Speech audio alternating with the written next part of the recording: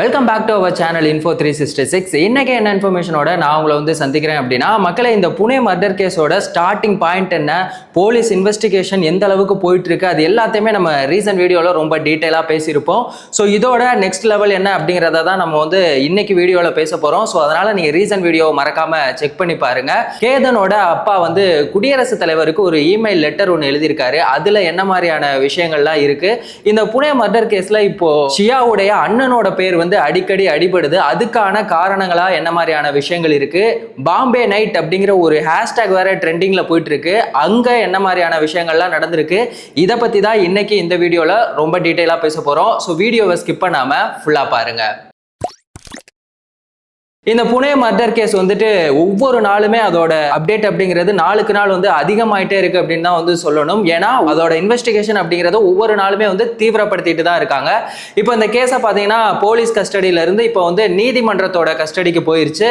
So அங்க இதோட custody எவ்வளோ நாள் இருக்கும் அப்படின்னு சொல்லி பார்த்தீங்கன்னா ஜூலை 16 வரைக்குமே இருக்கும் அப்படிங்கிற மாதிரியான விஷயங்கள் வந்து சொல்லியிருக்காங்க. அதுக்கப்புறமா ரெண்டு பேருமே, சியாவா இருக்கட்டும் இல்ல சேத்தன், ரெண்டு பேருமே வந்து மாத்தி மாத்தி நீ தான் பண்ண நான் தான் பண்ண அப்படின்னு சொல்லி மாத்தி மாத்தி பேசிட்டு இருக்காங்க. சோ இந்த உண்மையை வந்து கண்டுபிடிக்கணும் அப்படிங்கிறதுக்கான ஒரு டெஸ்ட் பண்ணணும் அப்படின்னு வந்து சொல்லியிருக்காங்க. சோ அதுக்கு சியா சைட்ல இருந்து வந்து ஓகே சொல்லியிருக்காங்க. ஆனா நீதிமன்றத்துல இருந்து அதுக்கான அப்ரூவல் அப்படிங்கிறது இன்னுமே கிடைக்கல. சோ அது கிடைச்சிச்சு அப்படின்னா இந்த கேஸ்ல வந்துட்டு யார் உண்மையிலேயே தூண்டுதலா இருந்தாங்க அப்படிங்கிற மாதிரியான விஷயங்கள் வந்து தெரிய ஆரம்பிச்சிடும். சரி, ஓகே. இப்போ கேதனோட அப்பா வந்து குடியரசுத் தலைவருக்கு வந்து ஒரு இமெயில் லெட்டர் ஒன்று எழுதியிருக்காரு.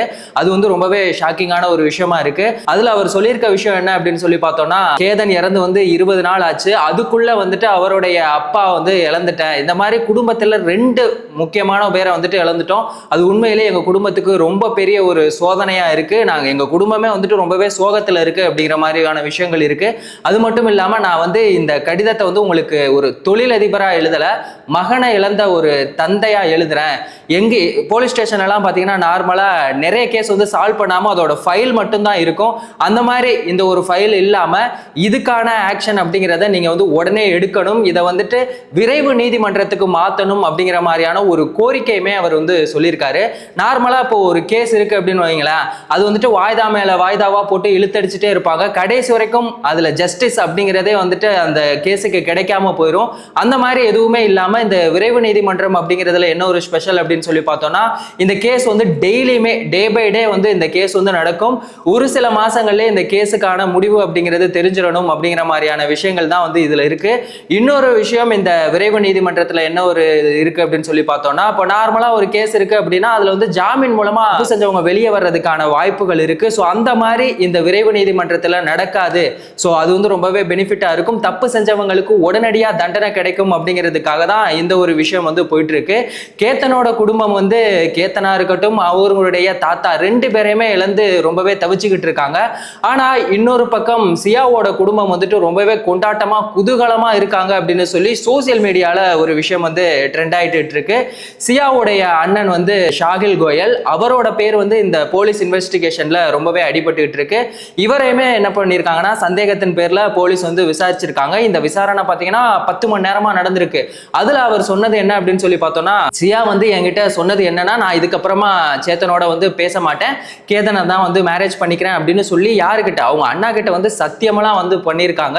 சத்தியமெல்லாம் வந்து சக்கரை பொங்கல் அப்படிங்கிற மாதிரி தான் வந்துட்டு சியாவுக்கு ரொம்ப ஈஸியான ஒரு விஷயம் தான். ஸோ அந்த மாதிரியான விஷயங்கள் போயிட்டு இருக்கு. இன்னொரு பக்கம் சோசியல் மீடியால இந்த பாம்பே நைட் அப்படிங்கிற ஒரு ஹேஷ்டேக் வேற ட்ரெண்டிங்ல போயிட்டு இருக்கு. அது என்ன அப்படின்னு சொல்லி பார்த்தோம்னா, சியாவோட அண்ணன் வந்து அவங்களோட ஃப்ரெண்டு மேரேஜுக்கு போயிட்டு டான்ஸ் ஆடுற ஒரு வீடியோ வந்து ரொம்பவே வைரலா போயிட்டு இருக்கு. ஒரு குடும்பம் வந்து ரொம்பவே வேதனையில இருக்கும்போது இவங்க வந்து அந்த விசாரணையும் போயிட்டு இருக்கும்போது இப்படி ஜாலியா என்ஜாய் பண்ணிட்டு இருக்காங்களே அப்படின்னு சொல்லி மக்கள் எல்லாருமே வந்துட்டு, அங்க ஊர்ல இருக்க மக்களா இருக்கட்டும் இல்ல சோசியல் மீடியால இருக்க எல்லாருமே சியாவுடைய அண்ணனை வந்து பயங்கரமா திட்ட ஆரம்பிச்சுட்டாங்க, ரொம்பவே விமர்சனம் பண்ண ஆரம்பிச்சுட்டாங்க. இப்போ சியாவுடைய அண்ணனோட லாயர் இருக்காங்கல்ல, அவங்க சைட்ல இருந்து சொல்றது என்ன அப்படின்னு சொல்லி பார்த்தோம்னா, அந்த வீடியோ வந்து பழைய வீடியோ, இப்போ ஒரு நியூஸை பத்தி பேசிட்டு இருக்கோம் அப்படின்னா அது ரிலேட்டடான ஓல்டு வீடியோலாம் வந்துட்டு ட்ரெண்டிங்ல போயிட்டு இருக்குல்ல, அந்த மாதிரி தான் இது வந்து ஒரு பழைய வீடியோ.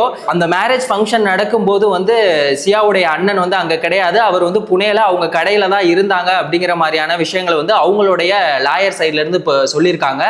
இதுக்கு முன்னாடி நம்ம இந்த கேஸை பத்தி பேசும்போது சியாவுக்கும் சேத்தனுக்கும் எப்படி காதலாச்சு அப்படிங்கிறத பத்தி பேசியிருந்திருப்போம்.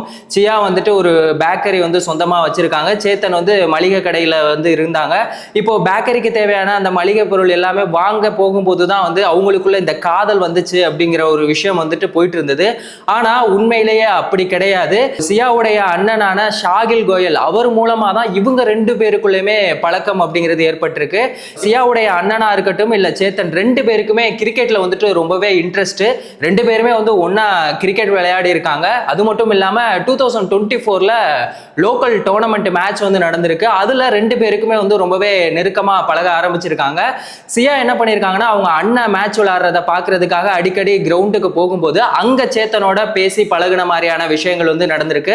இவங்க ரெண்டு பேருமே, சியாவா இருக்கட்டும் இல்ல சேத்தன், ரெண்டு பேருமே ரொம்ப டீப்பா எப்போ பழக ஆரம்பிச்சாங்க அப்படின்னா 2025ல தீபாவளி அப்போ என்ன ஆயிருக்கு அப்படின்னு சொல்லி பாத்தீங்கன்னா, ஒரு பார்ட்டி ஒண்ணு அவங்க ஃப்ரெண்டு சைட்ல இருந்து கொடுத்துருக்காங்க.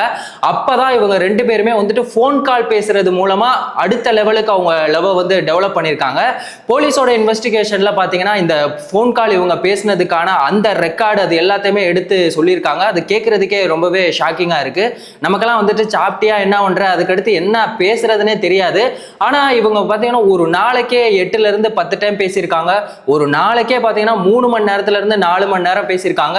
இது வரைக்குமே ரீசன் மந்த்ல பாத்தீங்கன்னா 2001 தடவை வந்து பேசியிருக்காங்க. 238 மணி நேரம் வந்து பேசியிருக்காங்க. இப்படிங்கிற மாதிரியான நிறைய டீடைல்ஸை வந்து இப்போ போலீஸ் வந்து அவங்களோட இன்வெஸ்டிகேஷன் மூலமா சொல்லியிருக்காங்க. இது வந்து உண்மையிலேயே ஷாக்கிங்கா இருக்கு.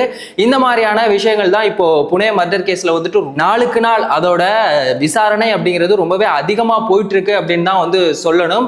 ஸோ இப்போ சியாவுடைய அண்ணனான ஷாகில் கோயல் அவர் என்ன பண்ணியிருக்காங்க அப்படின்னா, சியாவை வந்துட்டு அரெஸ்ட் பண்ணி வச்சிருந்தாங்கல்ல, அப்போ என்ன பண்ணியிருக்காங்கன்னா அவங்களுக்காக வாதாடுறதுக்காக ஒரு லாயர் ஒருத்தவங்க வந்து வாண்டடா வந்து உள்ள வந்திருக்காங்க.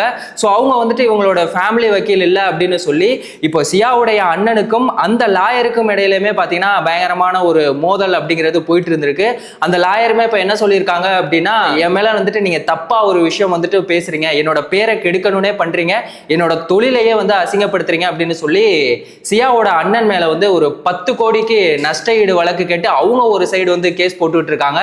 இந்த கேஸுமே பாத்தீங்கன்னா ரொம்பவே தீவிரமா போயிட்டு இருக்கு. இதோட விசாரணை அப்படிங்கிறதுமே ஒரு பக்கம் போயிட்டு இருக்கு. இன்னொரு பக்கம் சியா, சேத்தன், கேத்தன் இவங்களுடைய அந்த கேஸுமே ரொம்பவே தீவிரமா போயிட்டு இருக்கு. இன்னொரு முக்கியமான ஒரு விஷயம், இந்த போலீஸ் இன்வெஸ்டிகேஷன்ல கேத்தன் வந்து அவருடைய முடி வந்து இந்த பேட்ச் ஒர்க் பண்ணது அப்படின்னு வந்து சொல்லுவாங்கல்ல, அந்த மாதிரி கேத்தனோட முடி வந்து ஒரிஜினல் கிடையாது, அது வந்து விக்கு, அதனால எனக்கு பிடிக்கல, அதனாலதான் வந்து கொலை பண்ண அப்படின்னு சொல்லி யார் சொல்லியிருக்கா? சியா வந்து சொல்லியிருக்காங்க. ஸோ இதெல்லாம் வந்து ஒருத்தவங்களை கொலை பண்றதுக்கான காரணமா, இதெல்லாம் வந்து ஒரு கொலையை பண்ணிட்டு நியாயப்படுத்துற மாதிரியான ஒரு விஷயமா அப்படிங்கிறது தான் இருக்கு. இதை வந்து பார்த்துட்டு சோசியல் மீடியால எல்லாருமே தப்பான ஒரு ரூமரை வந்து ஸ்ப்ரெட் பண்ணிட்டு இருக்காங்க.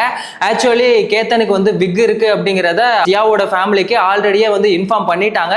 இது எல்லாமே தெரிஞ்சுதான் என்கேஜ்மெண்ட் அப்படிங்கிற ஒரு விஷயமே நடந்திருக்கு. ஆனா இப்போ இதை ஒரு காரணமா வந்து எடுத்துட்டு வந்துட்டு இருக்காங்க. ஸோ இந்த கேஸை பொறுத்த வரைக்கும் இன்வெஸ்டிகேஷன் பண்ண ஒவ்வொரு விஷயங்களுமே வந்துட்டு வெளியே வந்துகிட்டு இருக்கு. அது எல்லாமே பார்த்தீங்கன்னா ரொம்பவே ஷாக்கிங்கா இருக்கு அப்படின்னு தான் வந்து சொல்லணும்.